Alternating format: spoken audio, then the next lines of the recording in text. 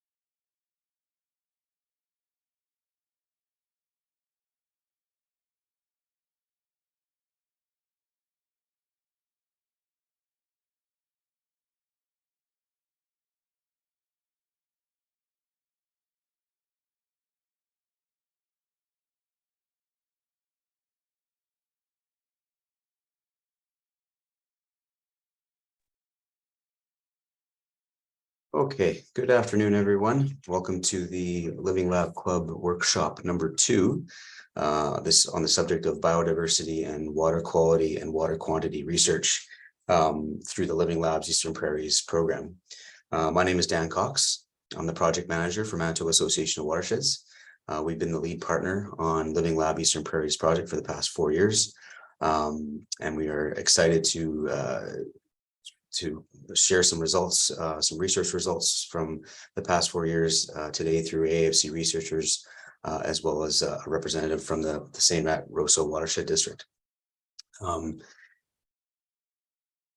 start off, I'd like to do a land acknowledgement that this webinar is being hosted from Winnipeg, Manitoba, situated within Treaty Number 1 territory, the traditional lands of the Anishinaabe, Cree, Oji-Cree, Dene, and Dakota, and is the birthplace of the Métis Nation and the heart of the Métis Nation homeland. Some of the other presentations today will all be taking place within Treaty 2 territory as well. On the agenda for today, as you can see, it is a full slate of presentations. I will start off with a quick overview of Living Labs Eastern Prairies. For those of you who are not familiar with Living Labs Eastern Prairies, I'll be fairly quick this time versus yesterday, as there are a number of presenters to go today.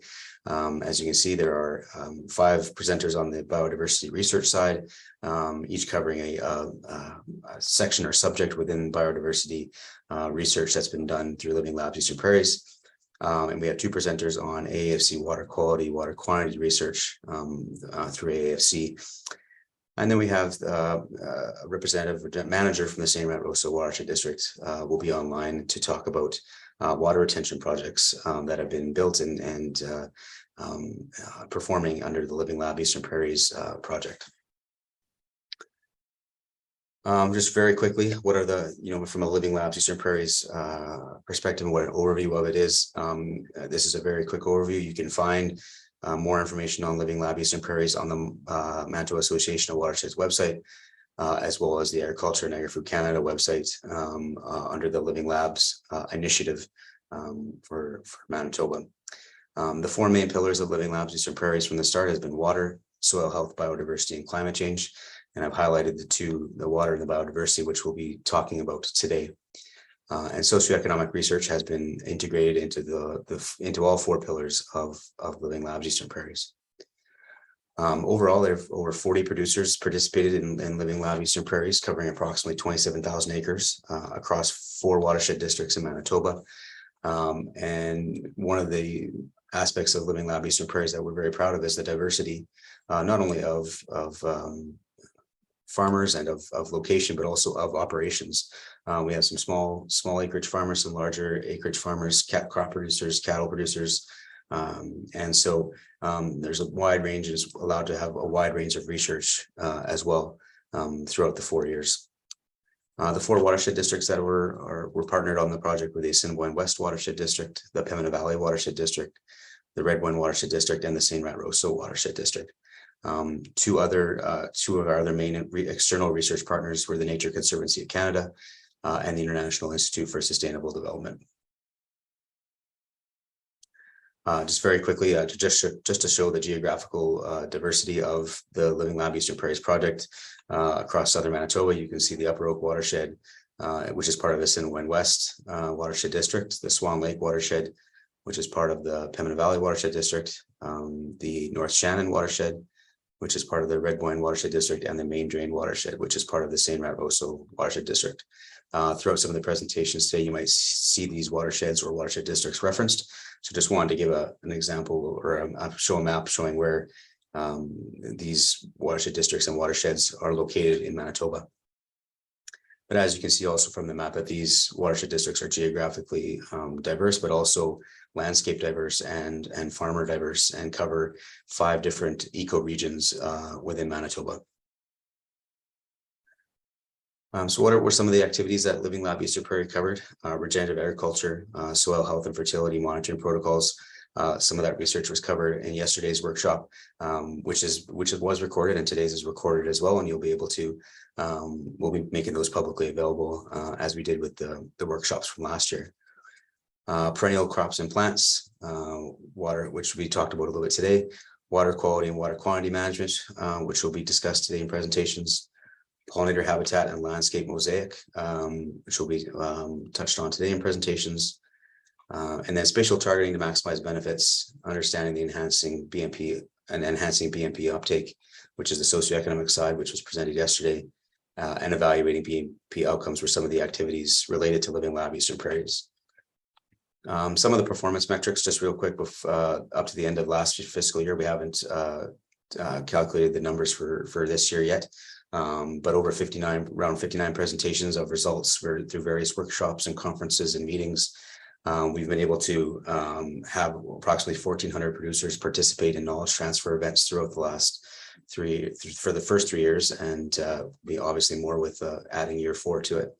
And we've been able to put out 29 different informational products, whether that's articles or social media posts or magazine articles, research articles and stuff like that, throughout available for knowledge transfer to the agricultural sector.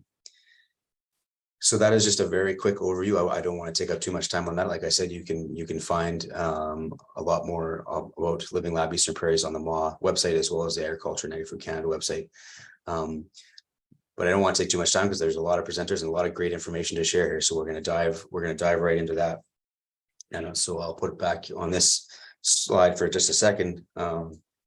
Our first group of presentations today will be on biodiversity research from 5 different representatives from Agriculture and Agri-Food Canada, from the Brandon area, from the Ag Ecology unit of the Brandon AAFC Brandon. And so I will introduce all of them, and they were going to give a group presentation going forward. So first up is Rhonda Thiessen, who is a research technician working with Melanie Dubois in the Ag Ecology unit at the AAFC Brandon Research and Development Center. Her experiences have provided her with the knowledge of farming practices, forage and grassland work, plant identification, and various sample specimen collections for research purposes. She will be speaking about habitat assessments in regards to Living Lab Eastern Prairies. After that will be Blair English, who is an agronomy and agroforestry specialist working with Melanie Dubois in the Ag Ecology unit at the AAFC Brandon Research and Development Center. He will be presenting an update on the invasive swine biodiversity camera trap monitoring that was undertaken in the Upper Oak and Swan Lake watersheds. After Blair will be Brandis Bader, who is a research technician working with Melanie Dubois in the Agriculture Unit at the AFC Brandon Research and Development Center. Over the past couple of years, her work has focused on collecting and identifying bees and conducting assessments for pollinator habitat and riparian health. And she will be talking about bee sampling and agricultural field margins.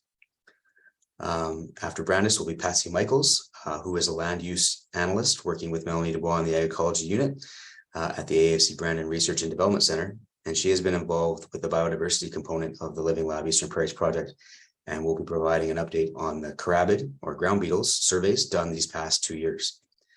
And the final presenter on biodiversity will be May Elsinger, who is a range and pasture specialist working with Melanie Dubois in the Agriculture Unit at the AFC Brandon Research Development Center.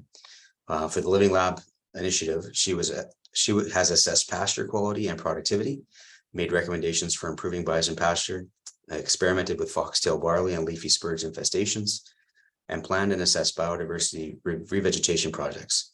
And she will be speaking about revegetation today. So I will hand it over to that group. I will stop my share and hand it over to their first presenter, and they want to turn on their video and mute, and they can take it away.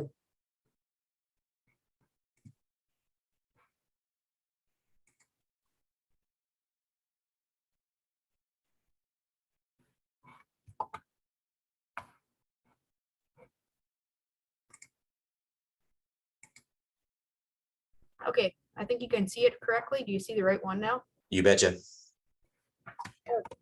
I'm Rhonda Thiessen, and I'm going to be talking about the habitat and pollinator assessments. We did 2 types of assessments in the Living Labs projects. We did the pollinator habitat assessments, which measures the bee nesting and food quality. We do a desktop land use analysis using GIS mapping to determine what type of pollinator habitat we have within 500 meters and 1,000 meter radius of the pollinator traps, and it's used to determine the landscape features. And that answers our questions 1 and 2, which is our landscape features and site features. Then during the season, when it's flowering, we visit the site to ground truth the mapping, assess the vegetation, and look for key features of the quarter section the cups are adjacent to. And this allows us to answer the forage habitat and nesting habitat questions. And after that's completed, we visit or we have a conversation with the producer of the quarter section and determine their farm management practices. And that allows us to answer the 5th and final section of the survey. We also did the riparian health assessments. We did 2 types. We did lentic and lotic.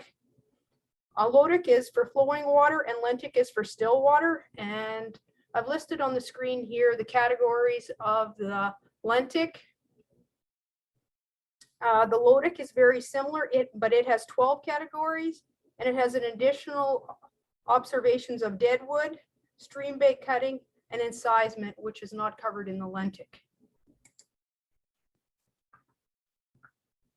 Pollinator plant presence, we looked at from all the watersheds.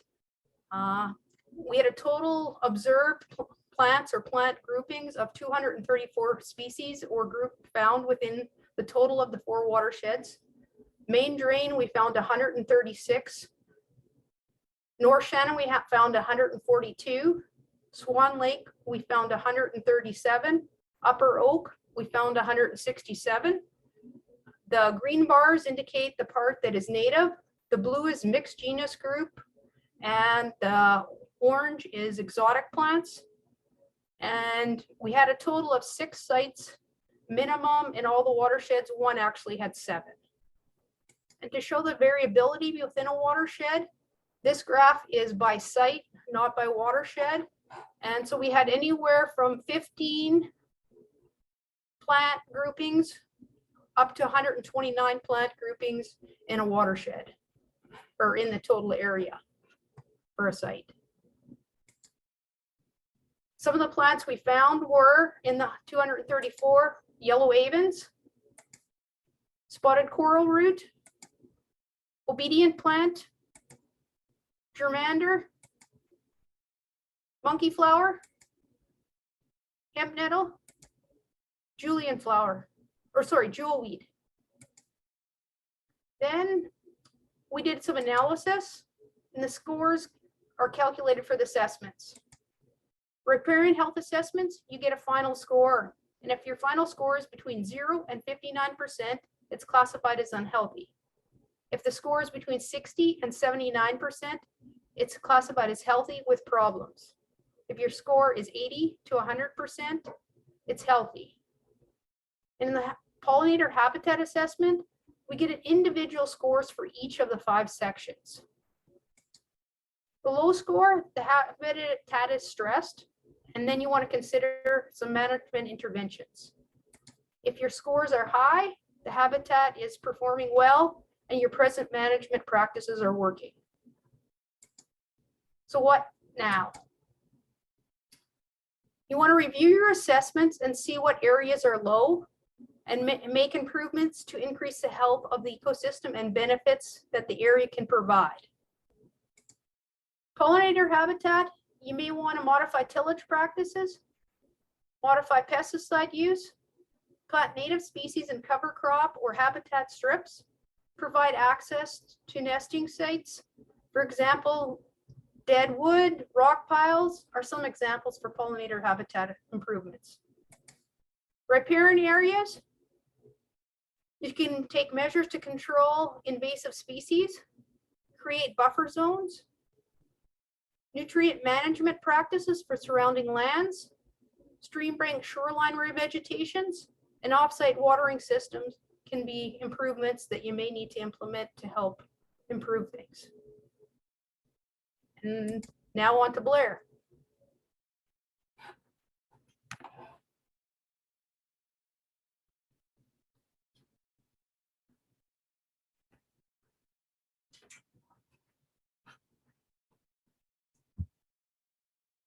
Sorry, Blair, you're just on mute. Sorry. Good afternoon. I'm Blair English, and I'm going to be speaking on invasive swine trail camera trap monitoring. And I'd like to first acknowledge my AFC colleagues, Melanie Dubois, Brandis Bader, and Rhonda Thiessen for their contributions to the project. Next slide, please. So what were we looking at? Well, we, as part of the Living Labs East Prairies, we located 12 site locations, and we're looking for monitoring the presence of invasive swine in watersheds, and that had historic sightings of swine. So we identified Swan Lake and Upper Oak watersheds, and we based our criteria on the presence of wetlands, brush, adjacent cropland, and sites that were within 1 kilometer of a water source. And we based these site characteristics on protocols that were developed by Dr. Ryan Brook at the University of Saskatchewan. Next slide. So unfortunately, we did not find any wild pigs or invasive swine. And I'd like to, yes, well, Dr. Ryan Brook calls them wild pig, but in Manitoba, we call them invasive swine. You can see in the map to the left, upper left, the dark blue spot there in Manitoba, in south central Manitoba, is the Spruce Woods Provincial Park. And our site near Swan Lake there would be more to the southeast. There have been sightings nearby. I know there was a sighting last year within 3 kilometers of one of our cameras, but unfortunately we never had any. The map in the center shows the number of reports that have been made as of March 8th in 2023. That's just the sightings in this year so far. And the upper right shows a couple of dead invasive swine that were killed just in the Cypress River area on March 6th of 2023. I think there was actually a group of about 8 that was caught in a live trap. So yeah, we unfortunately did not find any, but they are here. Next slide, please. So what did we find? Well, in the Swan Lake area, we did find a total of 9 animal species, everything from birds to squirrels and fishers and rabbits, raccoons, coyotes, deer. We had 716 camera events and in 86 or just over 86,000 camera trap hours. And from the period of October 2020 to October 2022. And the reason we didn't have cameras out in the Upper Oak in 2020 was partly due to our limited field activities in 2020 due to COVID. But to highlight there at Upper Oak, we had 5 cameras out and 819 camera events in just over 42,000 camera trap hours. And again, 13 animal species identified. And again, from October 2021 to October 2022. Next slide. So basically, the trail cam images showed that what we expected, the typical type of animals that are normally found in agricultural ecosystems with respect to each watershed.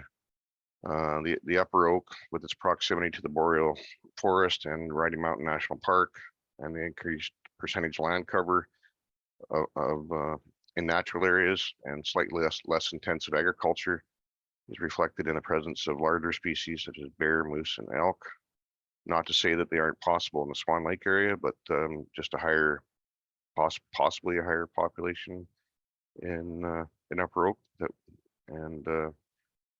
And although the Swan Lake watershed was a higher percentage of annual crop agricultural areas, a similar range of animal species was identified. And again, just highlighting nine different species in Swan Lake, 13 in Upper Oak. And further analysis, because we've just completed the Kale Trail camera review just in the last couple of weeks. We haven't done extensive analysis yet, but further analysis will be to determine species richness, population abundance, activity patterns, relative abundance, which you see in the graph there, which is a good way of showing comparing the two sites, or comparing all the sites on a apples to apples basis there. And you can see that one camera there in Upper Oak had a significant activity area there. We had a high population of deer, and it seemed like they were kind of posing actually in some cases. So they, even though they're not supposed to be detectable, it seems like animals can detect. You seem to wonder anyway if they can detect the camera. Next slide, please. So what are the next steps? Well, we're going to continue to collaborate with Dr. Ryan Brook in his ongoing Canada-wide wild pig research, and continue to develop the invasive swine site selection protocol for future trail camera monitoring. And we are going to try and complete the invasive swine landowner survey and disseminate in areas where we have a suspicion that there are wild pigs, invasive swine present. And really, I guess, to make this a more efficient process, we want to identify and implement a more efficient trail camera image processing protocol. It takes a lot of hours of review. We have to review with a primary and secondary reviewer, so there's a lot of hours that go into reviewing the images. Not a lot of work in collecting the images, but the processing is what is the real labor crunch. And ultimately, we have to determine if we are going to continue with the swine monitoring at some point in the future of our research. Thank you.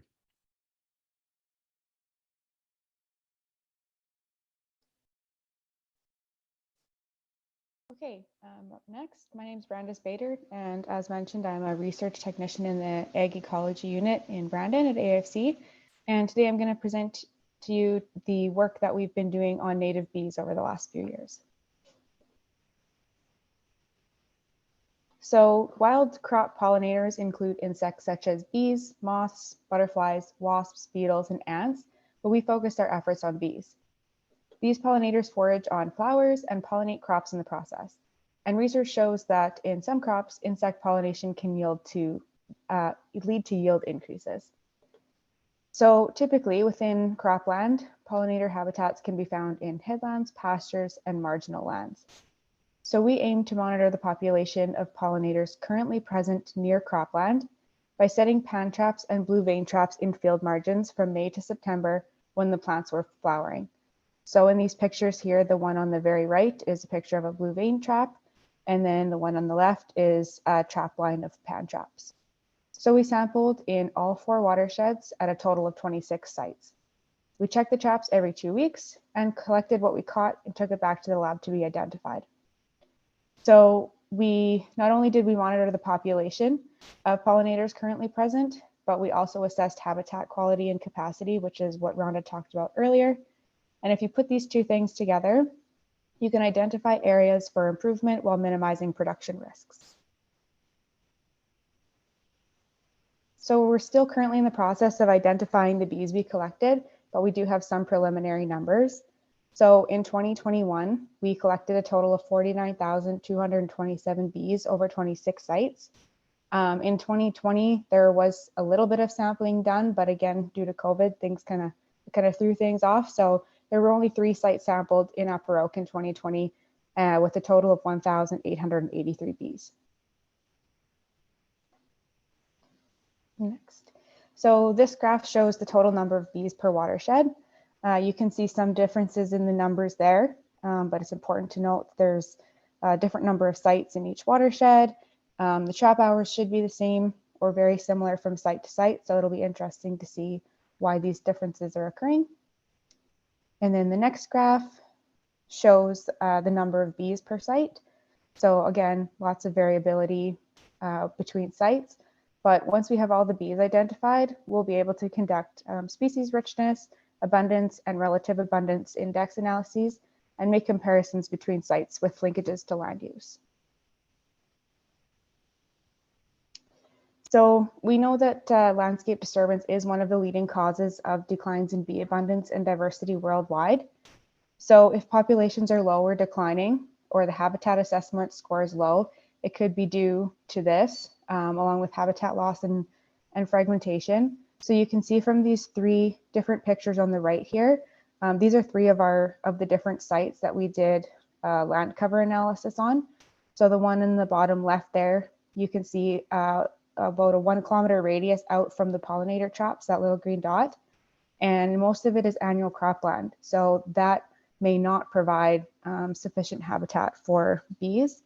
If you go to the next one beside it there, it shows a little bit more potential habitat, but it's kind of fragmented. So many pollinator species only travel short distances from their nest or their habitat to forage on flowers. So it's important that suitable pollinator habitats are integrated into agricultural systems. And the picture, the site at the top on the right there, has a lot more suitable habitat. So it'll be interesting to see the numbers of pollinators or bees collected per site. In addition to habitat loss and fragmentation, pesticides, diseases, and parasites can also cause low or declining populations of bees.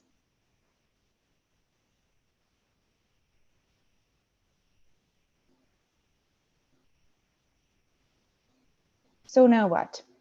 The amount of suitable habitat is the main driver of pollination potential in ecosystems.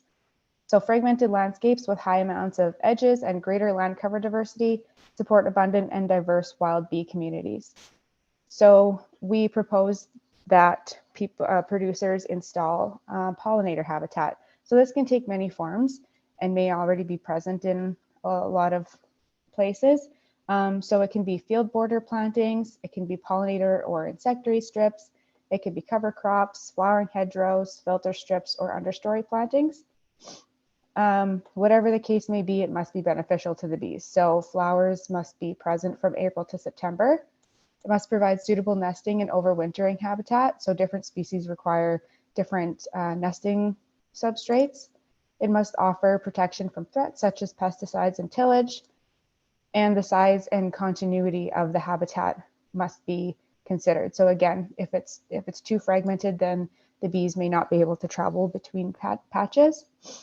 It must also benefit the producers. So when developing the patches, the habitat patches, equipment and techniques must be considered, as well as the cost and labor of maintaining them. They cannot be a source of weeds, pests, or disease to livestock or crops, and it must be beneficial to and not competing with the crops. So in addition, the habitat may provide other co-benefits such as carbon sequestration, erosion control, wildlife habitat for other species, and improved water quality as well. That's it. Okay, so I'm going to talk now about the crabid part of our biodiversity monitoring. And so we were looking at carabids, which are basically ground beetles. You can move to the next slide, please. And ground beetles, they're kind of one of the most common groups of beetles in North America. I think there can be about 2,000 species. They're found in many types of environments and including agricultural landscapes. And they're considered beneficial insects since they feed on insects and other and seeds, which can be weed seeds. So they range in size from 2 millimeters up to 25 millimeters. So they're kind of generally they're black or brown, or they have a little bit of an iridescent sheen to them, bronzy or green. They generally have long legs, long slender legs, and they can run fast. So they don't really fly, they kind of walk along the ground. And they also have thread-like antennae. So for our project, we sampled, we did our survey carried out in all 4 watersheds. In each watershed, we had 6 sites, selected 6 sites, and we did this in 2021 and 2022. So that kind of totaled 48 sites that we sampled from. At each site, we installed 10 pitfall traps. So 5 were in field, about 25 meters into the field from the field edge. And then the other 5 were in a line along the field edge. And the traps in their line were 20 meters apart. Crabids they're not like bees where they can fly up to certain distances. They tend to travel not more than 10 meters or so. It's approximate.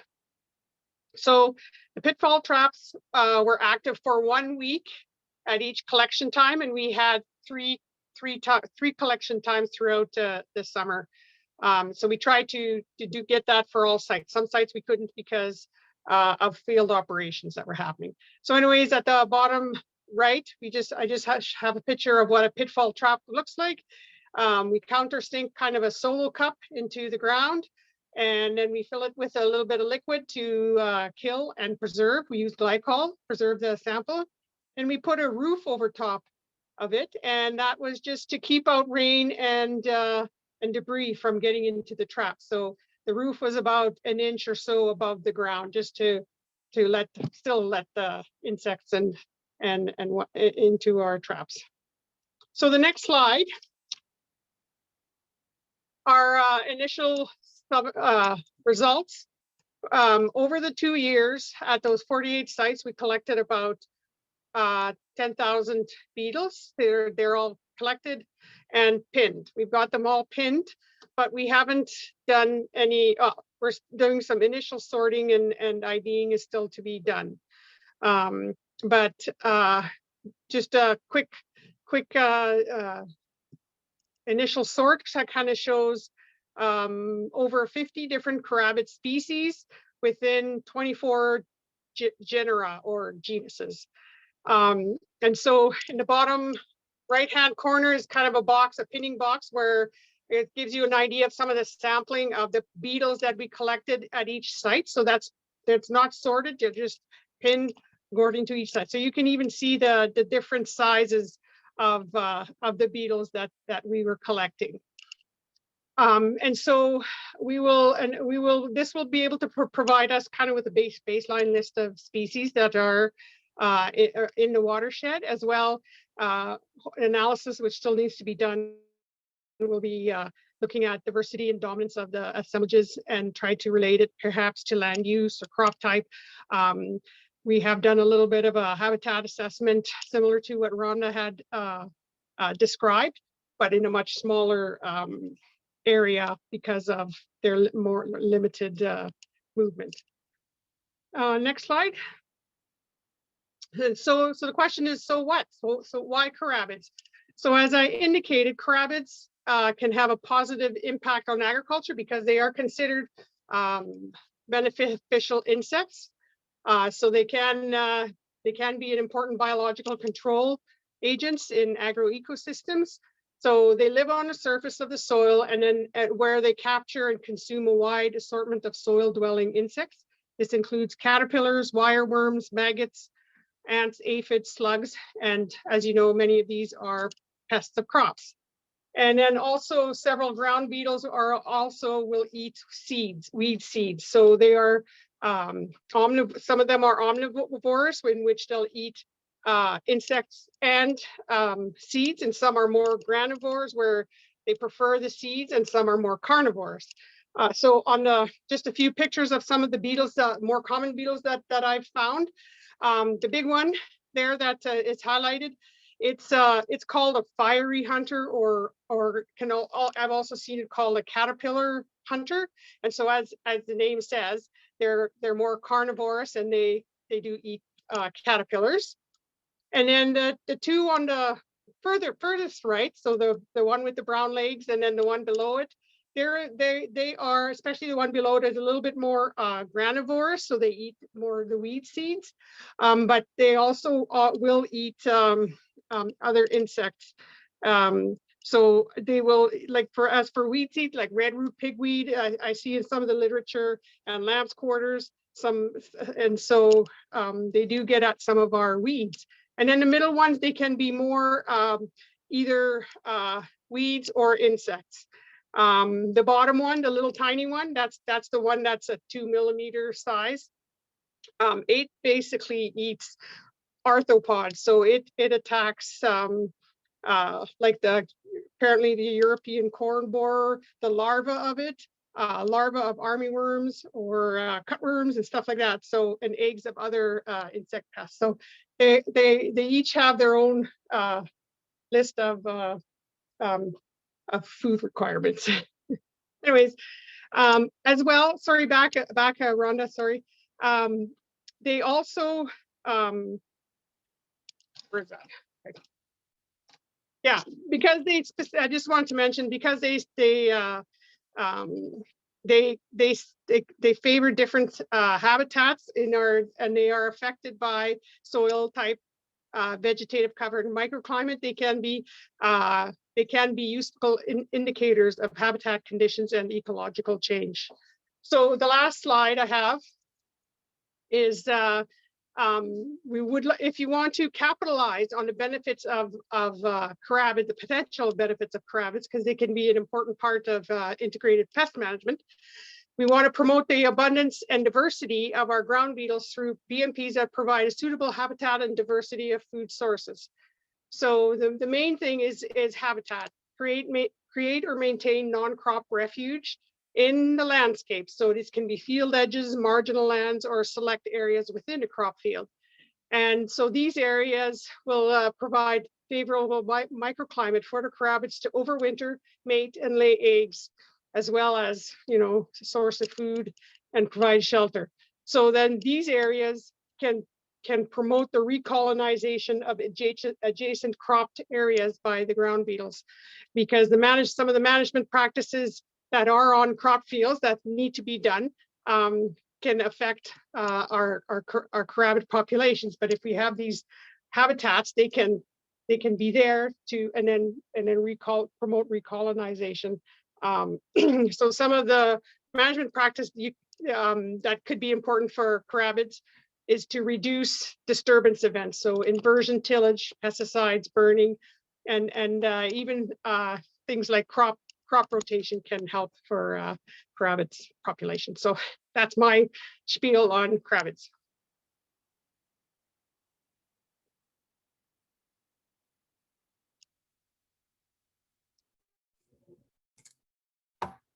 Hey, good afternoon, everyone. May Elsinger here, and I'm going to talk about revegetation in the agricultural landscape. And advance. You have to hit enter. Enter. It's really good.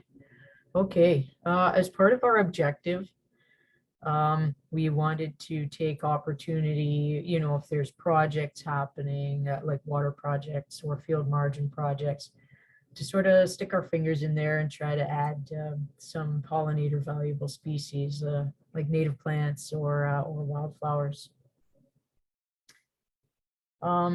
So we studied quite a variety of different revegetation projects, but I would like to highlight one project that happened that was, you know, typical on the agricultural landscape, and that has some things that we can learn about. I also want to introduce some information from other projects to help explain some of those learnings. So this is a water retention project in the Red Boyne Watershed District. In summer of 2020, they raised an existing water retention structure and used some burrow material from the side of a hill. So they had a large area to revegetate. They planted it immediately to a tame mixture of orchard grass, meadow brome, alfalfa, and I think there were other species in there as well. They also wanted to add a pollinator habitat mix. So a mix of wildflowers purchased from Brett Young. They bought the bag of seed, but for some reason it didn't make it into the ground that year. So it wasn't planted until spring of last year. And about a month and a half to 2 months later, I did a revegetation assessment of the whole dam and the burrow area and this native planting. So this is actually year one of the planting. I regret that I did not take pictures when I was working so hard. But in year one, it's clear that there was very good establishment of the tame grass mixture. The only deficiencies might be on the top of the dam. It was a kind of a dry year.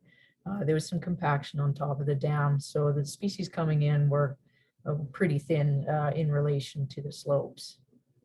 In the background here, I think this is the area that they had allocated for the tame species mix or the native species mixture, and yeah, that was assessed separately from the rest of the dam. In the first year, again, here's a nice mix of alfalfa and grass. So from when I did the revegetation assessment, what I saw when I was out there was a nice, really thick stand of alfalfa and meadow brome in a continuous uniform occurrence. The vegetation was waist high to knee high and very thick. So from a stability and erosion control standpoint, I would say that that was a successful revegetation. The native planting in the background, I went and checked it out and I could not find any of the species planted there. Not sure what happened, but I do hope I get to go again in the future and see what come out of that mix. So what did we find? We found you know, overall in revegetation assessments, a bunch of challenges. And for this one, I'd like to point out that there's a conflict, potentially a conflict of objectives. On dam sites, water projects, we want stability, we want erosion control. But if we also want wildflowers or pollinator habitat, we need to think about what kinds of flowers we put in. The first objectives, that is productivity, stability, erosion control, those are very easy to accomplish with the tame species. They're easily available on the market, they're affordable, they're easy to plant. And we do find that if we can get our hands on native species, that they need close attention to site preparation, seed preparation. They can't be planted as deep. And afterwards, you need to manage the stand in a way that you don't allow biomass to stifle the smaller native species. And again, with costs, we find native species generally to be very costly. And when we're looking for amounts of seed that are applicable to the agricultural landscape, we're finding that there's very few available, especially when it comes to wildflowers. We find the tame species very aggressive and assertive. Tame species are athletes. That's how we bred them to be. They're bigger when they grow up. They're faster to grow up, and they're higher, like taller when they grow up. So they easily outcompete natives. Because the natives are slow and steady. They're slow to establish. They're smaller. They invest a lot more of their carbon below the ground. And even when you look at native grass and native wildflower mixtures, if you're not managing biomass properly with grazing or mowing or burning, the grass can get out of hand and stifle the native wildflowers. And so here I want to introduce some other research that sort of reinforces that idea of controlling biomass and grass getting out of hand. So the first graph here is tame grasses and prairie clovers, and also flowering forbs mixed in a 50-50 ratio. So what we should be seeing is half of this graph should be made up of grass and half of the graph made up of flowers, primarily prairie clovers. And what we're seeing is that most of the graph is green. Most of the graph is made up of grasses. And this is in year 4 after those plots were planted.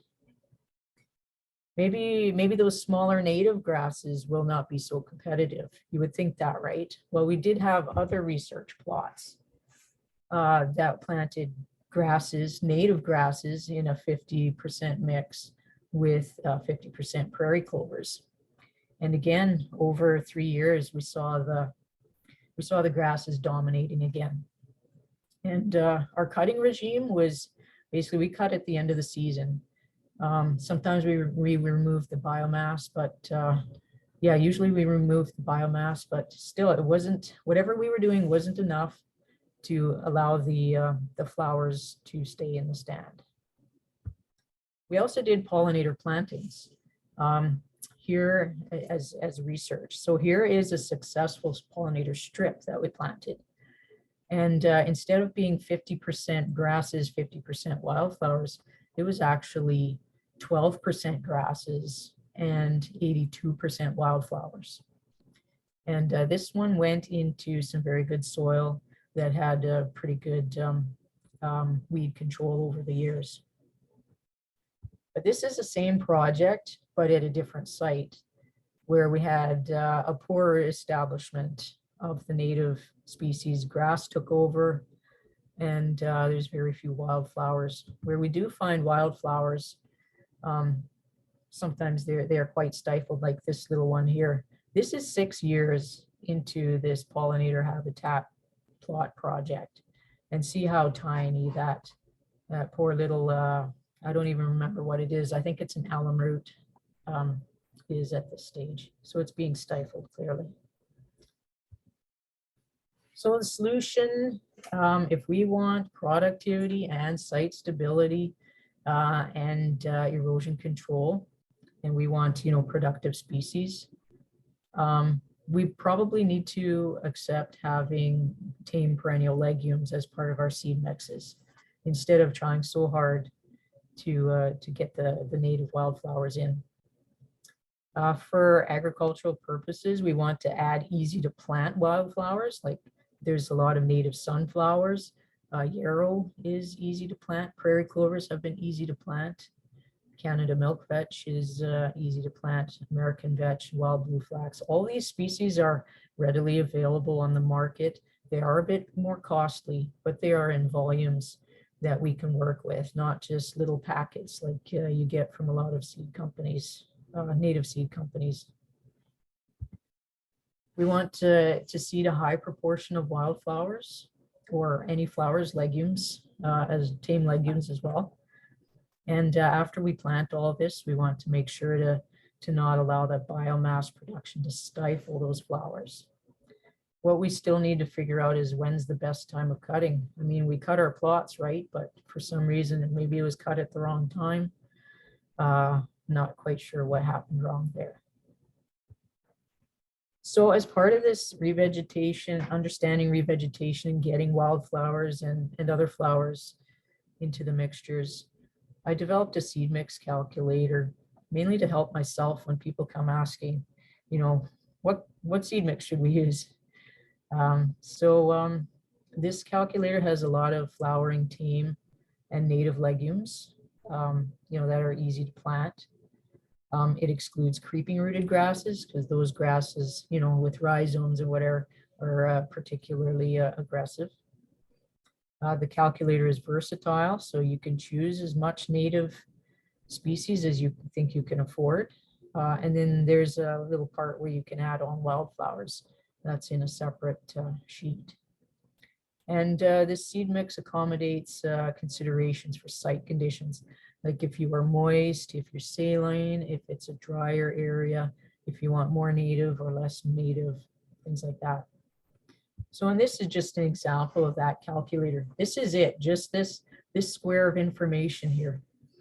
And so you have the site conditions on the side, you know, you've got your grass portion, you got your legume portion.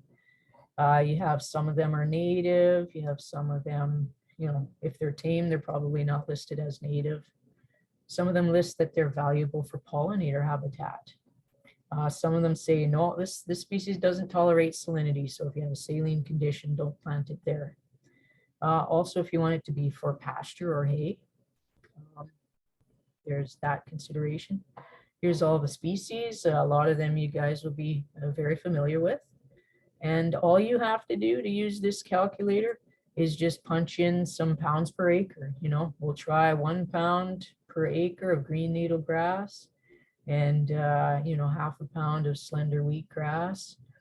Add them all up. We're targeting about 14 pounds per acre of a seed rate. That should give us a good density to hopefully be successful with these plantings, and also allow room for all the different species to grow out. We also have totals at the bottom that tell us, you know, what percentage of the mix by seed count is of grass and legume. Again, we're targeting 40% legume or flowering species.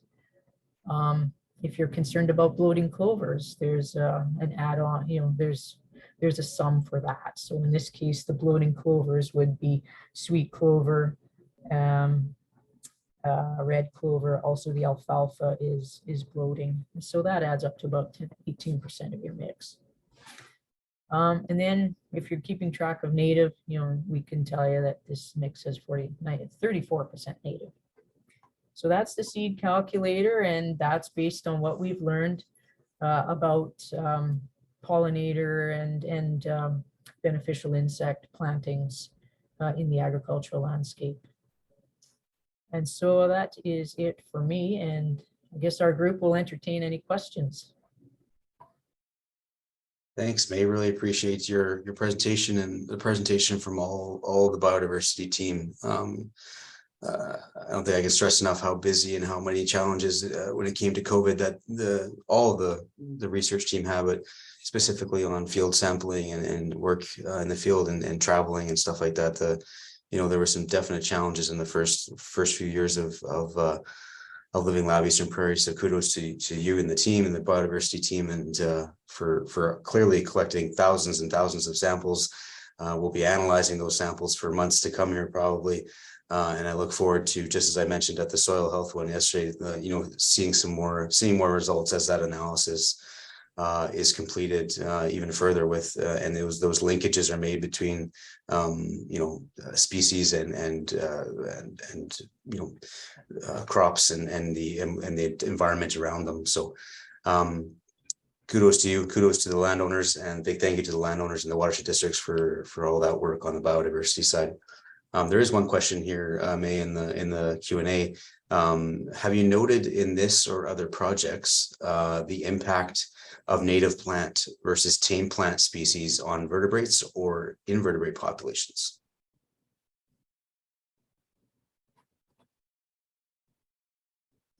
I'm not sure if Brandis or Patsy are ready to have any observations of that.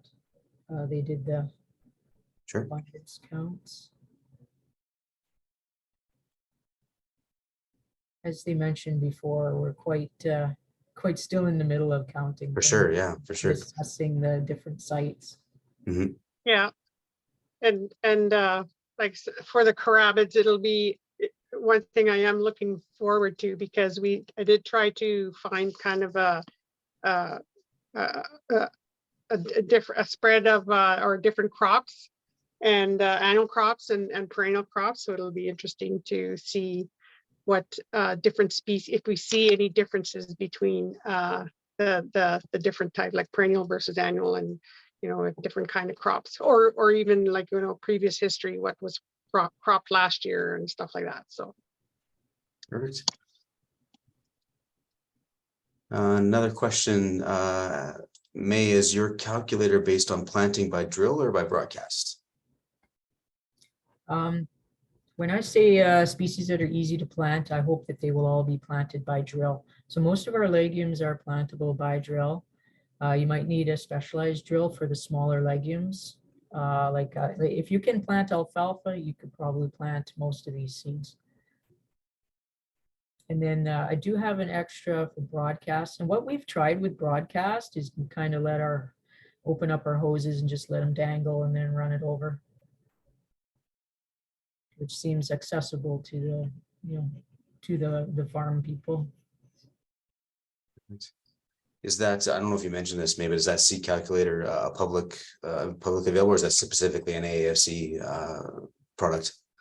It's Agriculture Canada. It hasn't been released. Anyone can get a hold of me if Sure. they'd like to fool around with it. I should mention that I got a lot of help from Charlotte Crawley at Ducks Unlimited when I made this up, and it was initially made for the folks at Scene Rat Roseau Watershed District. Okay. Not seeing any other open questions right now in the Q&A. If you have any other questions for the biodiversity team, please put them in there. If we don't get to them today, we will follow up and get those questions answered for you as quick as we can. So a huge thank you, May and the team for your presentations. We will switch gears now over to the water quality and quantity research side of Living Lab Eastern Prairies, which was also faced, and I'm sure the speakers will speak to this, but it faced its fair share of challenges throughout Living Lab Eastern Prairies the last 4 years, whether it was drought or above average rainfall and wet conditions. And then COVID on top of that, the water quality and water quantity research definitely faced its challenges as well. But our first speaker on this topic of water quality and water quantity will be Steve Sager, who is a PAG, and he's a soil resource specialist with Agriculture and Agri-Food Canada Science and Technology branch in Morden, Manitoba. Steve has a bachelor's degree in agriculture from the University of Manitoba, specializing in agronomy, and he has worked 30 years with Agriculture Canada and is currently working on several projects related to irrigation, drainage, nutrient management, and agronomy. Under the Living Labs program, Steve is working on projects involving water storage and retention on the landscape, tile drainage recycling, saturated buffers to treat tile water, and the use of cover crops under Manitoba conditions. So I will turn it over to Steve, who will take it away.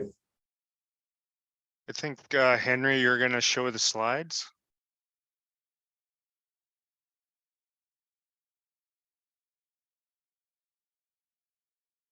So it's showing up now? Yeah, just it has the sidebar as Yep. well. I'll just turn the slideshow on. Yeah, so I can start while Henry gets the slides up, but I'm Steve Sager. I'm a soil resource specialist with Ag Canada in Morden. And I'm going to be talking about a case study related to innovative agriculture water management in Manitoba at some of our Living Lab sites. The main project I'm going to talk is at Swan Lake. So we're partnering with Swan Lake First Nation and the Pembina Valley Watershed District. Next slide, Henry. So yeah, so through co-development with Swan Lake First Nation, we developed innovative water management and habitat enhancement project to improve water quality, reduce downstream flooding, as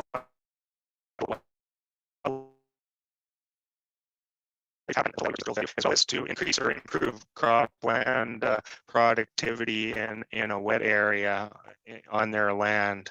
Next slide. Yeah, so the first step was we, in the fall of 2019, we constructed a water retention pond, approximately 7 acre feet, with a drainage area of 90 acres. And the pond was in a low-lying area that was prone to moisture issues and flooding and poor yields. So there wasn't a lot of ag productivity taken out. Next slide. As well as part of that project, Swan Lake First Nation had concerns with 13 acres of chronically wet area that their renters have been farming for a long time. So they installed tile drainage on this 13 acres. So opportunity to provide timely field operations and improved yield. And part of the project, it provided an opportunity for us to monitor the tile drainage in this area and look at, monitoring both surface and tile water off this area. So we're monitoring a number of different parameters, mainly related to water quantity and quality, and then also looking at the contribution of both tile and surface water throughout the year. We, through the design, we also have an opportunity to recycle the tile water into the pond, or we can have it bypass directly into the stream or through a saturated buffer, which I'll talk a bit more in detail. Next slide. So the three main BMPs we are looking at is that water retention pond I mentioned. So looking at the sediment and nutrient capture from that 90 acres of cropland. And so we're monitoring that as well as pesticides and then looking at the surface tile partitioning. Second component is wetland terrace, which is a BMP that we added before the retention pond. So it's a flat temporary air retention area that we have control structures. And allows us an opportunity to pre-treat the water before entering the pond. This area was seeded to wetland mix and provides an opportunity for additional nutrient and sediment capture, and then the harvest of that vegetation to remove some of those nutrients and use as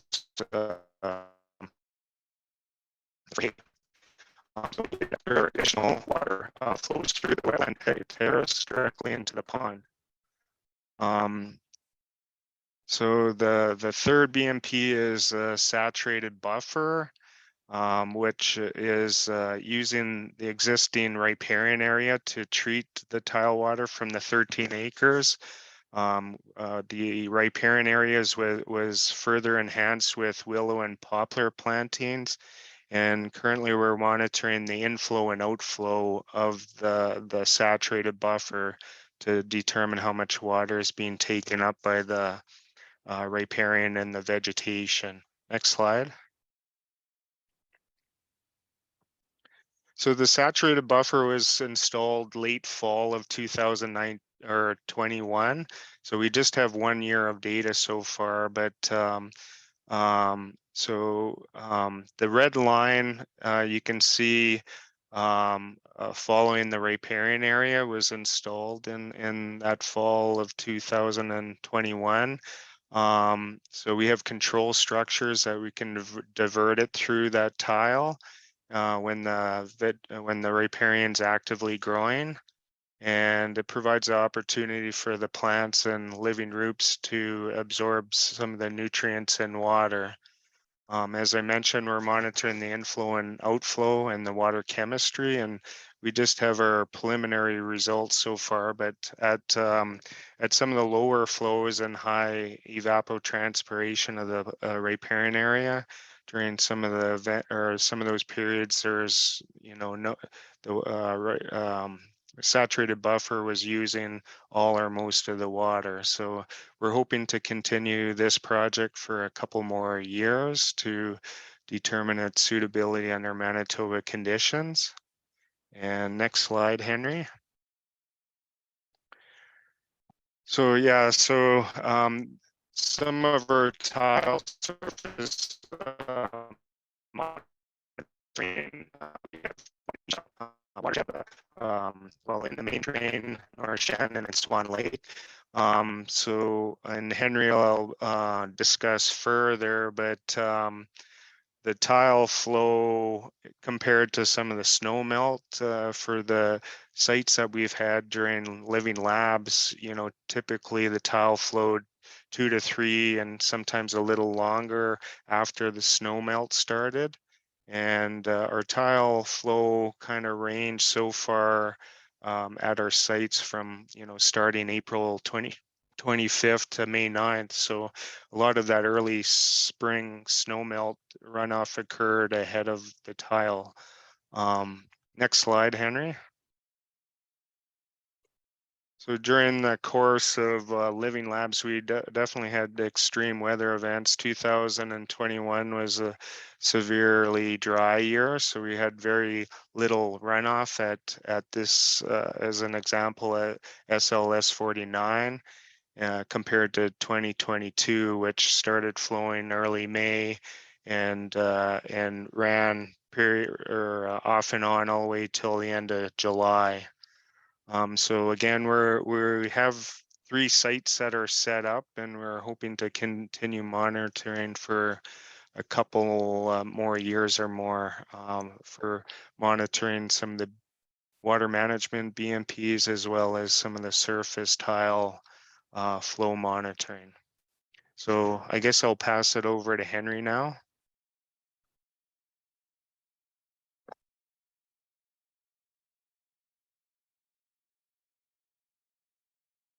Okay, sounds good. It'll just take me a second to switch presentation.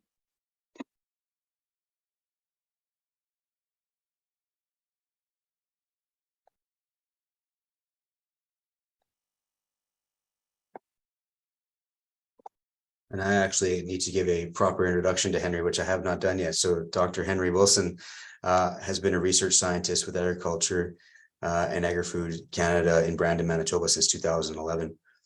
Henry's research focuses on developing food production systems with positive impact on the environment and enhancing the agricultural sector's resiliency to increasing hydrological and climate variability. He is currently a project lead for the Eastern Prairie Living Lab project and sustainable agricultural practices for the Lake Winnipeg Basin projects.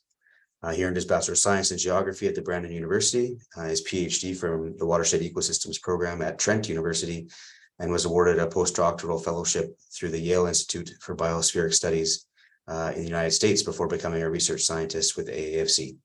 So thanks, Henry, for joining us today, and take it away. All right, thanks. I'm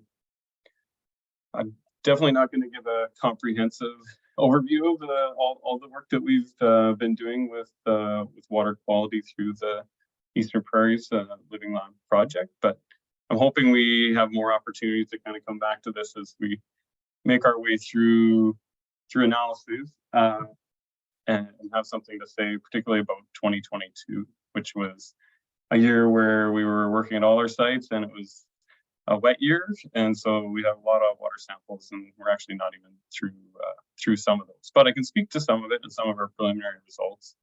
And I think I'll tie in kind of work that's been ongoing I think we've kind of been working over the last 10 years or so through Living Labs and other initiatives to try and get a pretty good range of sites at the field scale, where we can look at ways to keep phosphorus in the field and out of the water. And I guess I'll start with phosphorus because we're further along with analyses on that, and because I think most of us know phosphorus is a critical nutrient in the field when it comes to plant growth, but it's also an important nutrient downstream when it comes to plant growth and algal growth and algal bloom, some of the things we're concerned about and want to prevent with eutrophication.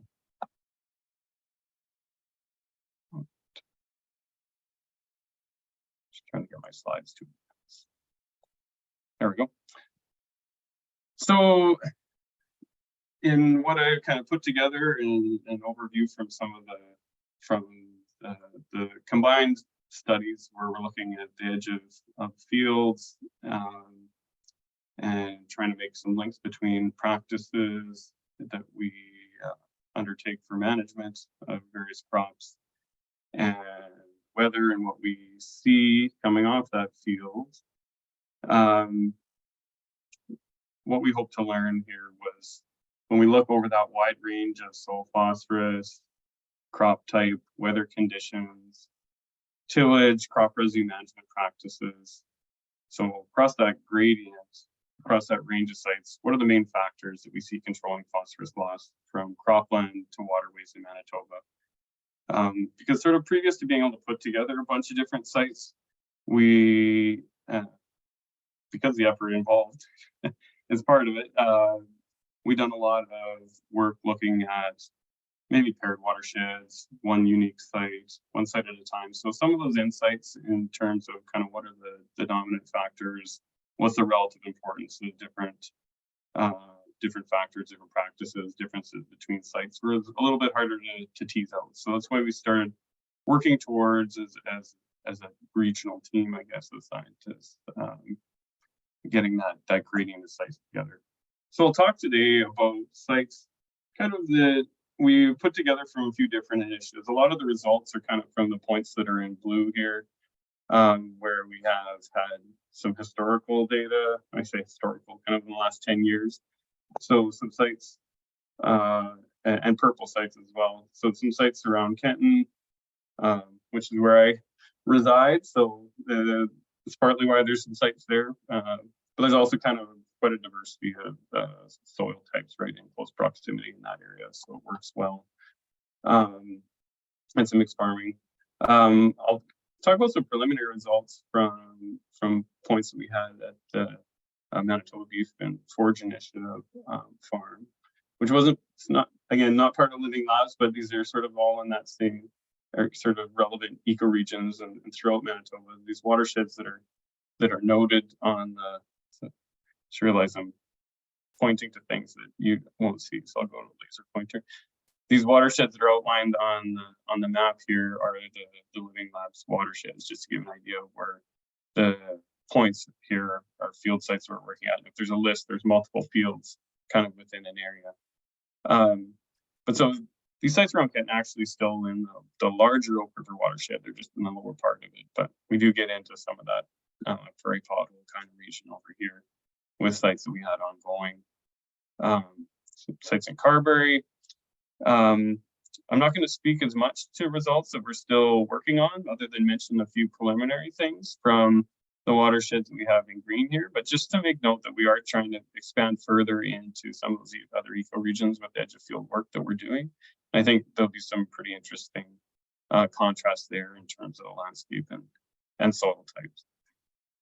But the main thing here was just to kind of give an idea that we're trying to get some distribution to get that diversity of sites.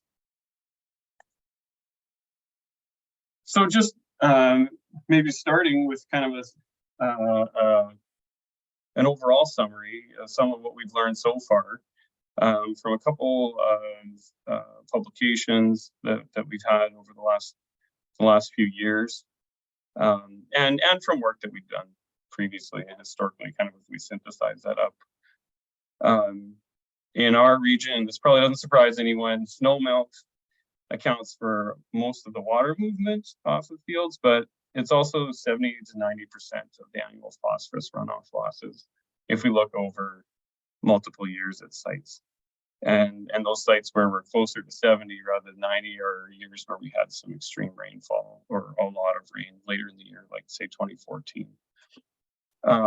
Phosphorus runoff losses we have been finding can be reduced by lowering phosphorus concentrations in the top 5 centimeters of soil.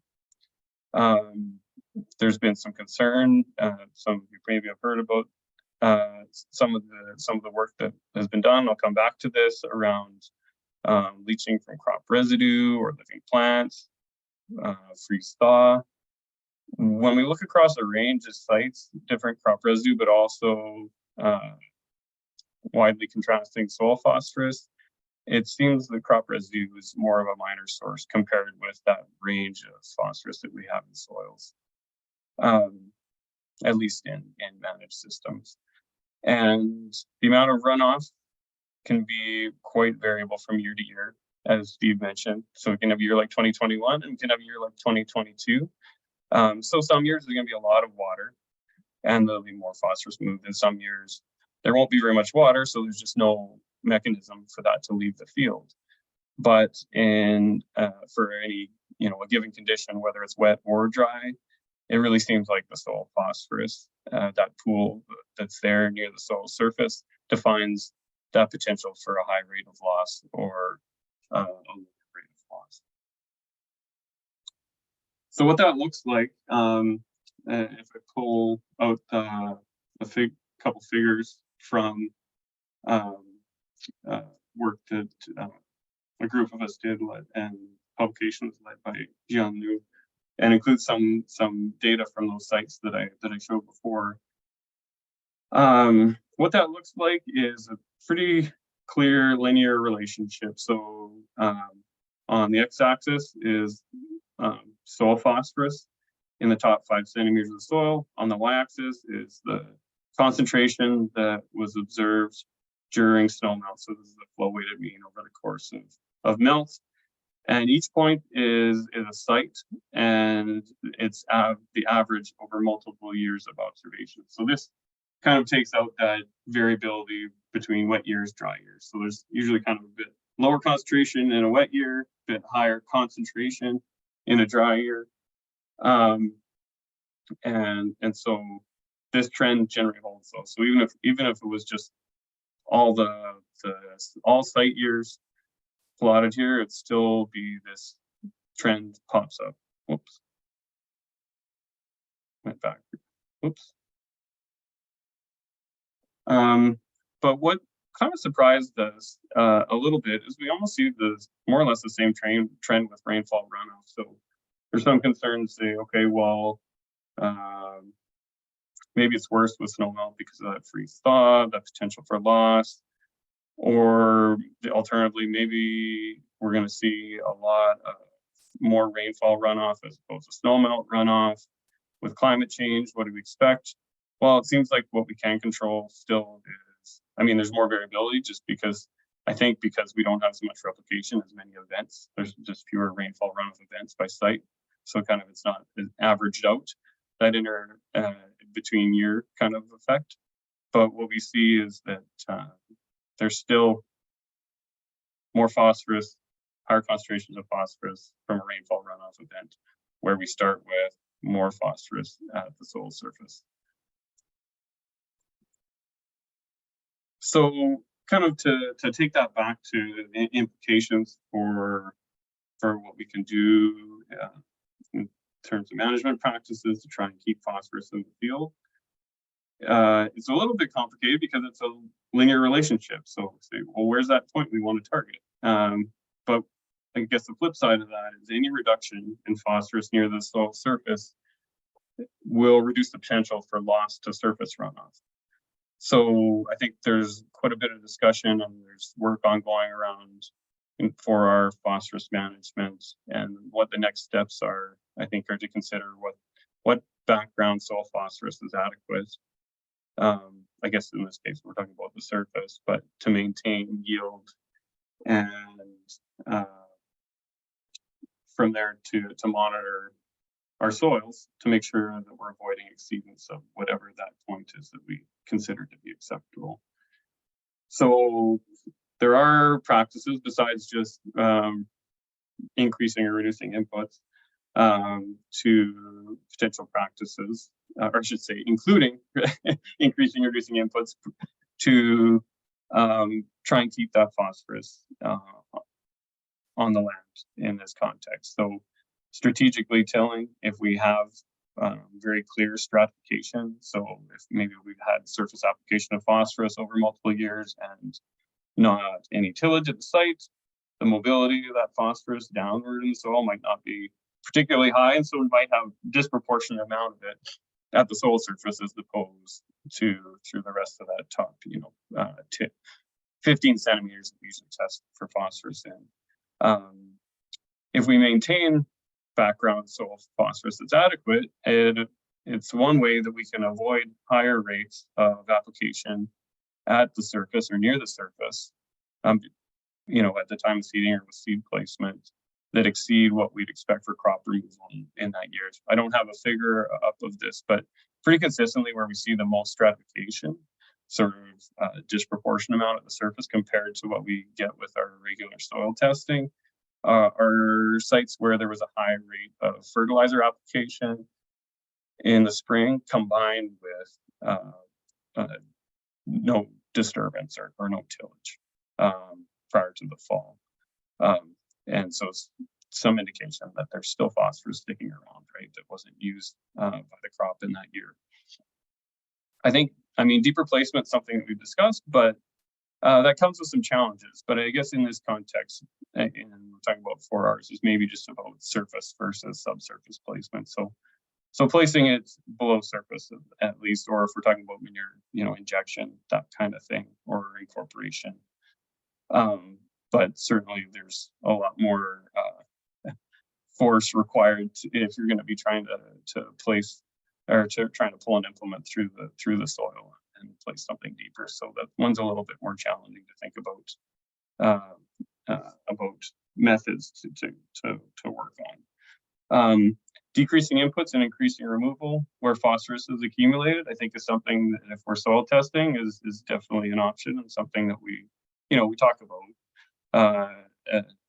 doing where we see an excess and have done in other regions. There's certain crops or certain hay crops, that kind of thing, that might remove a larger volume of phosphorus just because of the biomass that's leaving the field.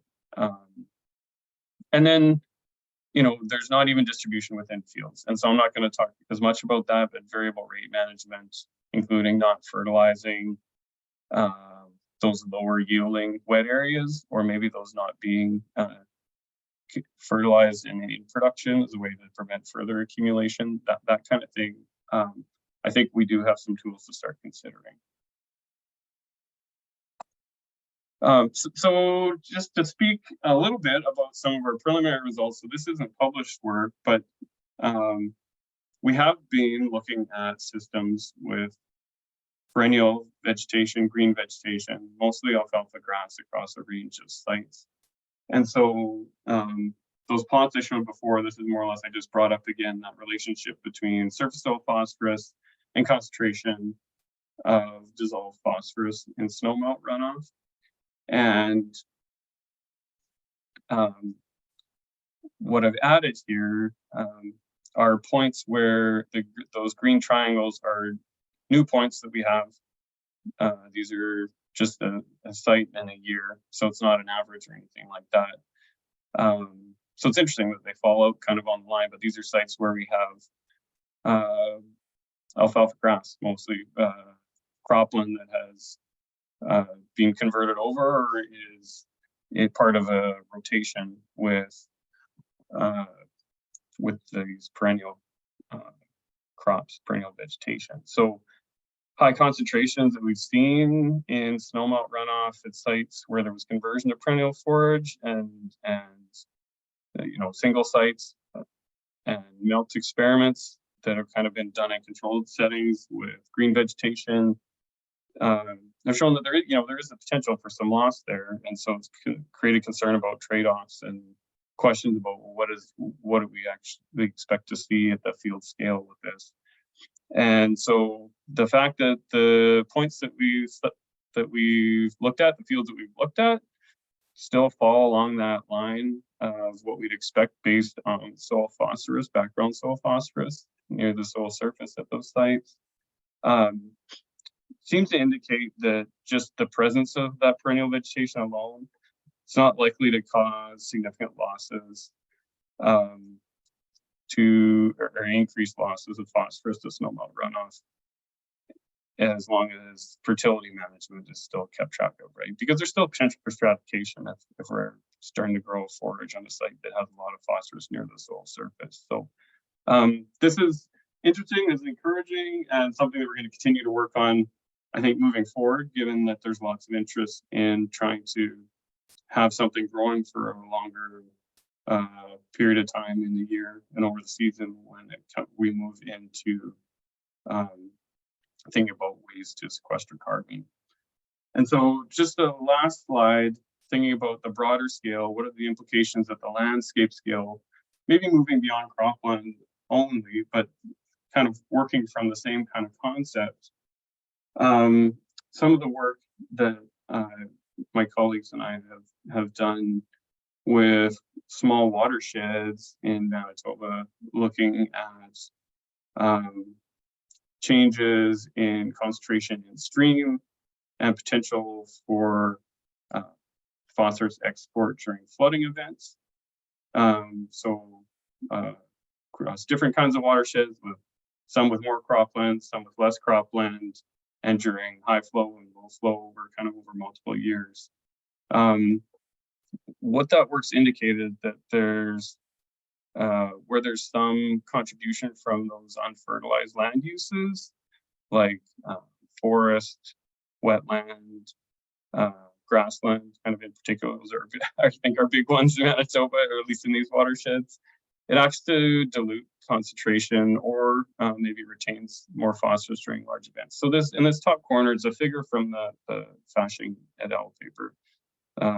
So Christina Fashing was a postdoc that was working with colleagues and myself and authored that paper from data that we had in Manitoba. And so this is a cool figure that she put together from the results from a general additive model. And it's a lot of colors, but it'll take a little bit of explaining, but I really like that it kind of shows there's a little bit of complexity here, and it might not, when you start scaling up, be just something that's totally linear. In that on the y-axis here is how much cropland is in the watershed. So if there's 60% cropland, that means 40%, this line is 40% of the watershed is under I don't want to call them more natural vegetation, but unfertilized areas more or less as well. And on the x-axis, we have the normalized flow. So on this side, it's more of a high flow event. On this side, it's a low flow event. That would be, mobilizing nutrients to move in the watershed. And the contours and the colors are concentrations of total dissolved phosphorus that we observed at the site, or expect based on the model, which is a pretty good fit when we looked at the overall data set. And kind of controlling for some things that we always see, like seasonality. But what's interesting is those watersheds with significantly more cropland and more phosphorus coming into the watershed, sort of net import. And typically, when there's a big event, we see concentrations increasing with increasing flow. So kind of an amplification, potentially higher and higher loading. But where those natural areas are present and start to become connected with high flow events, the trend actually seems to be different, and we see maybe some dilution and lower concentrations coming out of those areas compared to what would be happening at lower flow, and maybe when those areas aren't as connected, particularly something like those wetlands. So that's an interesting, and I think again kind of encouraging result, thinking about sort of a rationale that we might have for improving water quality if we're keeping typically some of these lower producing areas for other land use. And you know, when we started to look at this within watershed and ask, okay, well, you know, there's different reasons that might be happening. Maybe it's just it's a different water, different soil to begin with, and that's the only reason why there's those other land uses there. But when we look within watersheds, some of our preliminary results are pretty interesting.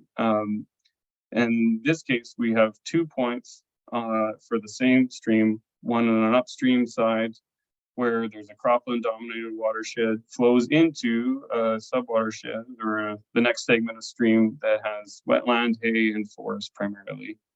And this is the same stream. There's not a huge amount of new flow added, but some. You know, we're still going through the flow data, so this is just concentration. But I was surprised to see consistently, this is just time on the x-axis, and this is just concentration on the y-axis. But I was surprised to see consistently lower concentrations at the downstream side. So it's the same kind of effect is happening. So again, it's encouraging.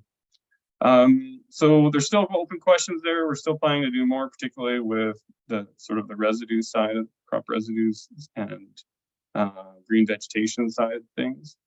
But I think there is a pretty clear trend there, and you know, more work to do on maybe the phosphorus management and agronomy kind of trade-off side of it. So I'll leave it at that, and I think that's kind of it for me. And maybe if there's questions, we can do those. Great, thanks, Henry. Really appreciate it. Great presentation. There was a question that was answered, but there's another question in the Q&A now. It might be for you or for Steve. In the cropland percent graph, why going across the 55% cropland would there be an increase in P runoff at lower flows compared to higher flow rates? Yeah, so I think it's kind of that contrast in what the effect might be of the natural areas that are present. So where there's more of those, and those are the things that start to become connected as the flow increases, you know, and more of the watershed is connected, then it's, you know, that's what the hypothesis would be. This is still descriptive work, like we're just looking at the outlet, but that those areas being connected means that there's water being added potentially. If we kind of look at that soil phosphorus versus runoff phosphorus concentration plot, that there's water being added at this lower concentration than what just sort of the background would be, or what's sort of just sitting there in the stream. So it might just be those areas are less frequently connected, and then they become connected. It gets a little bit complicated, but I think it's about connectivity and whether it's natural areas or cropland areas that are getting connected, or higher phosphorus areas. Thank you, sir. I just one question. I don't know if we probably talked about this before, but I think it's a good question to ask for this group. Is that season in 2021 and the drought and the very dry conditions? Obviously, a lot of your research is based on water flows and needing to analyze that water. What did that drought season mean to you guys as from a research perspective? I guess I can answer, and Steve can add to it too. When it came to some of our water retention work, I mean, that was partly why I kind of was. I think that'll maybe be a next year thing. Because we really only had sort of the 1 year to talk about, right? Because there was some construction and establishment, and then 2021, and we can more or less say, well, there was 100% retention of water and nutrients within the retention structure, because they you know, either barely filled or there wasn't even runoff sometimes. So In some cases, it just meant there wasn't really a year data. In other cases, it's really useful to have that contrast, or to fill out kind of some of the data sets that we had started already, to say what happens in an early dry year, because we do typically see higher concentrations. There's sort of trade-offs. High concentrations can be really important to local streams and systems, and kind of what happens in those years. And you know, we aren't working on it as much on the ag side, but certainly colleagues, I think, that are working in smaller lakes, in streams, in those drier years, what's come into them in years before, and that legacy phosphorus, you know, when we're talking about phosphorus, but that legacy becomes more important too. So we need to know what's going to happen on the extreme ends of it, but for trying to get new data from the Living Lab sites, kind of that's more where the question was targeted. It made for some challenges, and you know, there were some sites where tiles didn't even flow, I think, for so. For sure. Okay, any other questions, please put them in the Q&A, and we will answer those in a follow-up post workshop.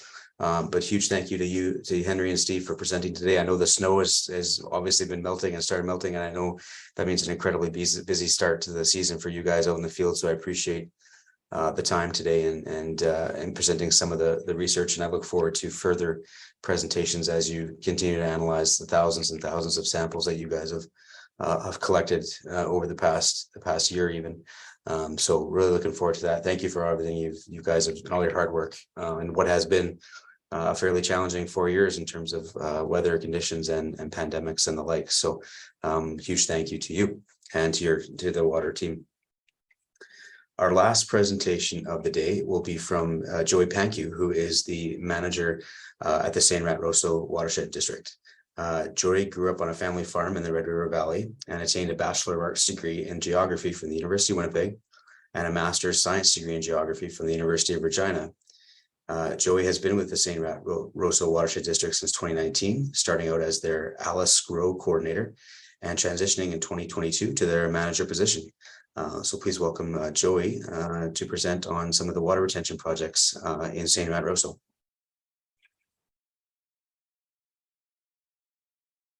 Perfect. I'll quickly share my screen here. Slideshow. There we go. Yeah. So over the past not seeing anything yet, Joey, but if you're sharing your screen, okay. Not seeing anything yet. Oh, sure. Oh, there we go. There we go. Okay. We'll go full screen here. Slideshow. There you go. We're good now. Yep, you're good. Okay, perfect. Yeah, so at the Watershed District here, it seems like over the past 4 or 5 years, we've really started to increase the amount of water retention structures we've constructed. I guess this is a 4 construction year period, 21 water retention structures amongst the whole district. And they vary from size. It could be 5 acre feet we're storing up to 150 acre feet storage. And of these, during the course of Eastern Prairie Living Labs, we've 8 of them are located within the main drain. So I can give you guys a little map here with all of them. And so 8 water retention structures from 3 different landowners. It seems to be in this area, we're starting to get more concentration of water retentions. This is the highest density of water retentions in the entire district. And a lot of these streams now have 1 or 2 or even 3 structures on them. So we're starting to get a series of water retention structures across multiple drains. And I think we've been seeing the more water retentions we put on a single stream, the more impact they're having, and just multiplies those benefits. Just a little bit of background. The Watershed District designs and plans all of our retentions in-house. We have access to LiDAR. Our whole entire district now has been hydro conditioned. So we're able to model water flow across the entire district, and we can break that down into sub watersheds and even to just a watershed that the water retention will be found in. That most of the water retentions are dry dams, so they have allowed discharge for them to be completely emptied and then recharge back up. And we've come up with a variety of different control structures that we've used. So when we're doing a design, we sit down with the farmer and we kind of go through what their expectations are and what were our expectations of what we can and can't do on the ground. And from going out and doing some survey work along with the LiDAR and our modeling, we can go back to the farmer and say, this is kind of what it's going to look like on the ground. So what we have here is one of the retentions. I'm going to show some pictures of it a little bit later, but this is one we did not this past year, but previous year. And it's just in-stream water retention. It has a culvert with a control structure and a spillway to allow the pressure to be taken off when it reaches max capacity. So we're able to take this picture and give it to the farmer and say, this is exactly where the water is going to be sitting in these projects. So we've noticed that there's a lot less apprehension when we can give them the exact areas which are going to be back flooded and how much water will be stored over their land. And we're finding that for a lot of these water retentions, there's a variety of reasons why producers want to do it. And we're also finding out once they have them in, there's a variety of impacts and benefits that they're seeing from these projects. So I'm just going to run through a few of the water retentions. A few of them are in the main drain and a couple are outside, just to give you a visual of what they look like and give some more background information into them. So, oh, sorry, first is a control structure. So you can see here, these are all just different type of control structures we've been playing with. Top left corner, it's kind of a box that has boards that we can move in and out. And either there's a gap in the middle of it, a little higher up, but there's always a gap right in the bottom. Also, these boards don't seal very tightly, so they allow water to move through it. And what it does is allows the water to come up to a certain level, and then they can spill over into the culvert. And we found that composite decking works really good for the boards in it. We don't have to worry about rot or anything like that, and they slide in and need it. Oh, pretty good. The bottom left, that is a culvert, galvanized culvert, and we've added just a box to the end. It's only about half the height of the culvert, and then it has a smaller hole. I think that's a 24-inch culvert, and then it has a 6-inch hole at the bottom of the box. So once the water goes below the level of the box, we still have that water leaving the retention, and we're creating more headroom to refill up. Top right-hand corner, that is the same concept, but we've adapted it to use a plastic culvert with a hole in the bottom. I know I don't have a picture of it, but we also have a plastic culvert like this with a rotating end on it.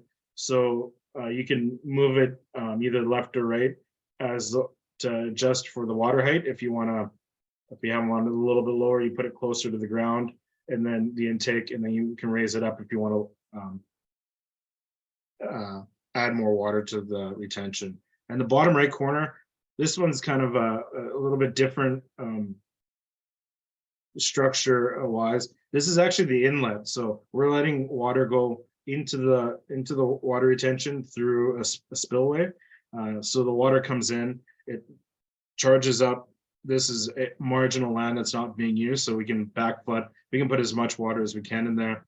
The water enters, reaches a certain point, and then further up to the north of this, where this picture is taken, we have an outlet culvert that outlets it. So it kind of equalizes, and then it can drain out from the north end. So variety of structures, and we're always looking at different ways to control structures. I know this year we're going to be looking at some V weirs, just using rock with a little slit at the bottom, so the water can always be flowing out, but at high volumes it'll raise right up. And we're thinking in areas where we have beaver problems, But this will be a little bit more easy to manage, where we can get an excavator and just scrape the beaver dam off and continue to go. So yeah, so those are some of the control structures, and let's go through a few of the water retentions. This one's in the Living Labs area. It's a project we put in the ground in 2000. So originally there was a drain that came through the area. We put a low level berm in. It's not that very high, about less than a meter high, and it has one of the blocks with the boards in it, control structure. So what Wayne has done in this area, we've used the backflood area.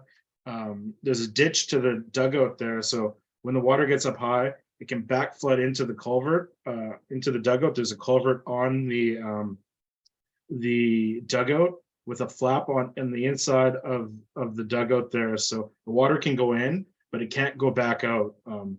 So we're seeing for this one, like, environmental impacts have been, as you can see in the picture there on the left, it's the water coming into is quite muddy, but we noticed as soon as we directed the water around and then made it go back into the dugout, we had a lot less sediment in the dugout. And also from Wayne's point of view, this has been very beneficial in 2021. We've heard about the drought and that. He was actually able to delay having to haul water into this site for an extra 2 to 3 weeks compared to his neighbors. So that really, he found that a real big benefit. And also the grass in this backflooded area does very, very well, because it has that extra water infiltration throughout the year. So we'll get a picture of the overhead view.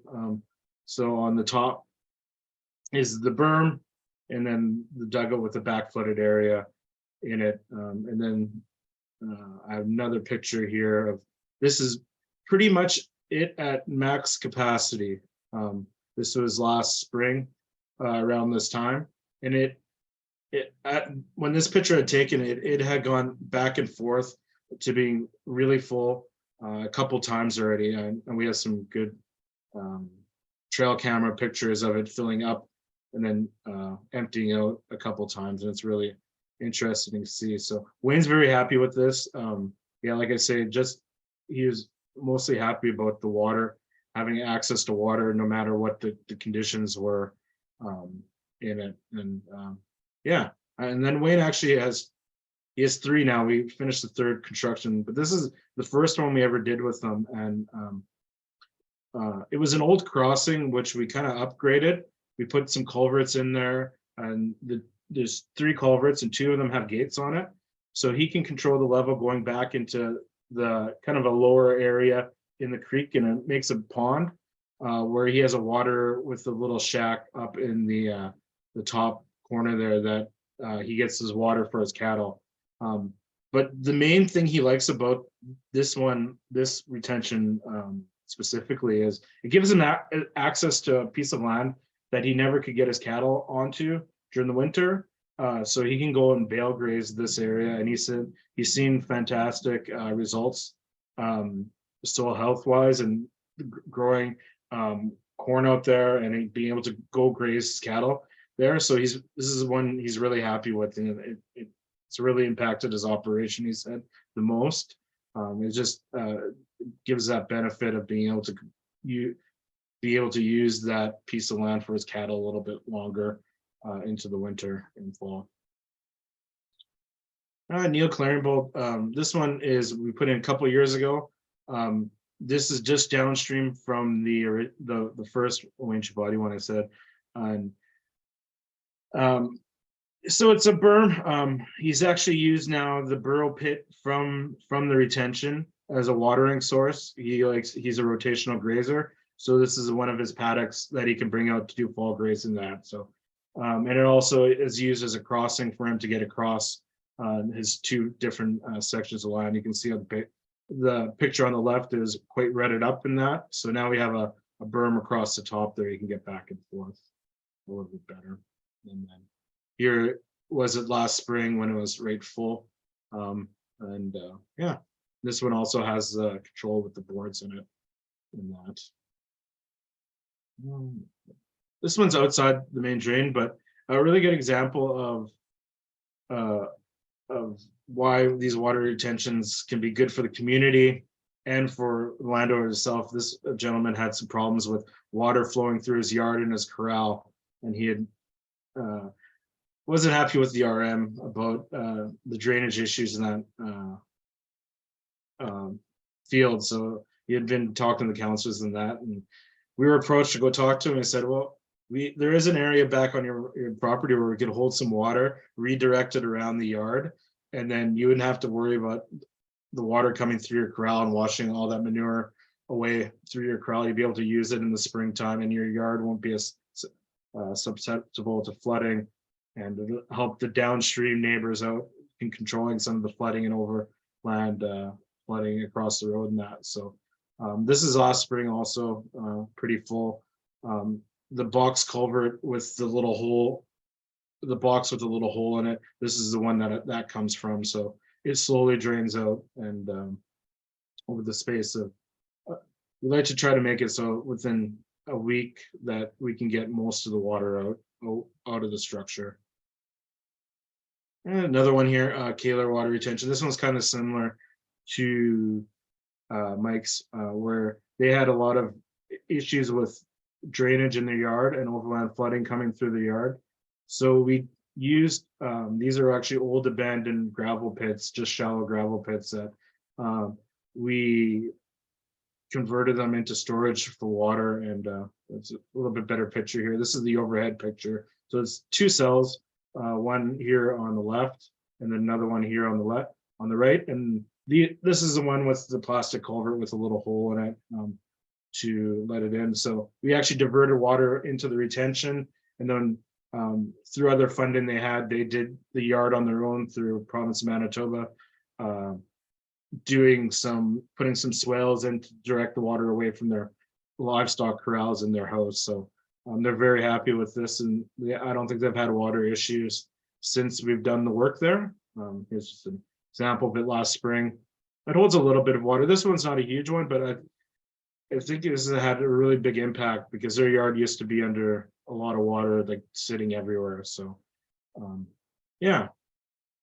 So just a quick run through and kind of the impacts of these have for landowners and that, and we're always looking to do more. And I think we have 2 or 3 more water retentions lined up for this year. So yeah.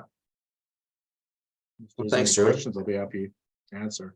Appreciate it. Thanks, Joey. That's great examples of initiatives from watershed districts that can be, put in practice for farmers and help them out. And it's just it's great to see. And I'm not seeing any questions in the Q&A. If anybody has any for Joey, please put them in there. But I wanted to quickly show, if you can unshare for a sec, Joey. I showed this yesterday, but it's even more relevant to today. But as part of the Living Labs Eastern Prairies project, the International Institute for Sustainable Development did in conjunction with AAFC and St. Rosa Watershed District did do a cost benefit analysis of the value of water retention management practices to farmers and landowners in the St. Rosa Watershed District. So I encourage everyone to get this report off of the IASD website and give it a read. It really does show, and Marina from ISD did present on this report at our conference last December as well. But it really does show from a financial perspective the benefits to farmers when it comes to water retention projects, specifically. So right now inside this district through the Living Labs program. So thank you again, Joey, for your presentation. Really appreciate it. Again, if there's any questions, please put them in the chat, and we are in the Q&A, and we'll get to them post workshop. So we've gone through a lot of presentations today. We've got 5 minutes left on the clock. I want to just take a second to thank everybody, all the presenters today, everyone from the biodiversity team, everybody from the water research team at AAFC. And Joey for presenting today. It's a busy time of year with the snow starting to melt, and people and researchers getting ready for their field season. Watershed districts handling all sorts of requests at this time, and of course water researchers getting out in the field and analyzing and getting ready for data collection as well. So I really appreciate all your time, really appreciate all your hard work over the past 4 years with Living Lab Eastern Prairies, even though the project officially ended on March 31st of 2023. I look forward, and MAW looks forward to bringing forward and helping host any future presentations and workshops that have to do with results stemming from Living Lab Eastern Prairies, and hopefully the next iteration of Living Labs as well. And so really appreciate our partners at Nature Conservancy of Canada and International Institute for Sustainable Development for all their work over the past 4 years, and Swan Lake First Nation for their partnership over the past 4 years as well. And looking forward to continued partnerships into the future on programs like Living Labs Eastern Prairies. So with that, these presentations, these 2 workshops from yesterday and today will be made available shortly through the MAW's YouTube channel as well as our website. So please feel free to share that and share the link with your network of friends and colleagues as much as you can. And that's it. I really appreciate the time today, and we will close off the workshop. But unless any of the researchers have anything they want to close with, we'll leave it at that, and just say thank you again for all the great information today. And we will go from there. So thank you very much, everybody. Have a great day.